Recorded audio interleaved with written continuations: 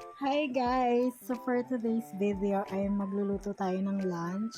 Ayan, una kong prepare yung corn. Yan, ang hirap niya hiwain, ang tigas.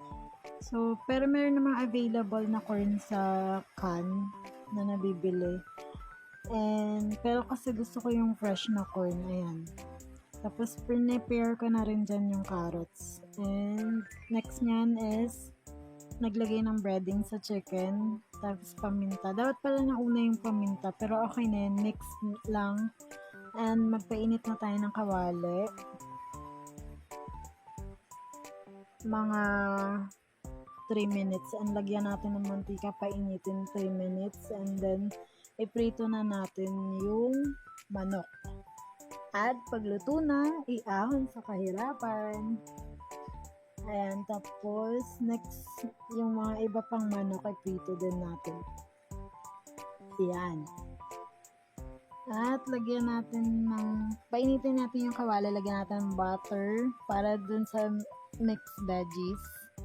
Ayan. Igisa lang for 2 minutes, set aside. And on the same pan, maglagay uli ng butter at ilagay yung garlic. Ayan, igisa-gisa lang. Para to sa gravy. Tapos naglagay ako ng 2 kutsara ng cornstarch with half cup of water. Mix-mix lang. And then, ilagay na natin yung half na cubes. Beef cubes pala to. Ayan, igisa-gisa lang. And then, ilagay na natin yung cornstarch. Kaso, naparami yata yung cornstarch nagbuo-buo. Kaya sinala ko na lang. Ayan. And, ang lagkit niya, tapos ang tabang, kaya nilagyan ko ng konting toyo. Ayan, mix, and we're done. So, magpe-plating na tayo.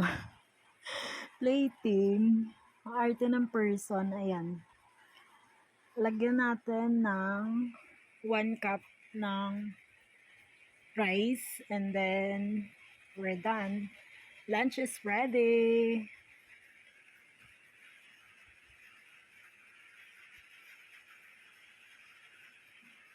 Tapos yan, tinikman ko na, ang sarap niya guys. And, yan. Yan, nag-selfie-selfie mo ng mga person. Kahit hindi naging perfect yung gravy kasi napadami yung cornstarch, pero masarap pa rin. And thank you guys for watching. Bye!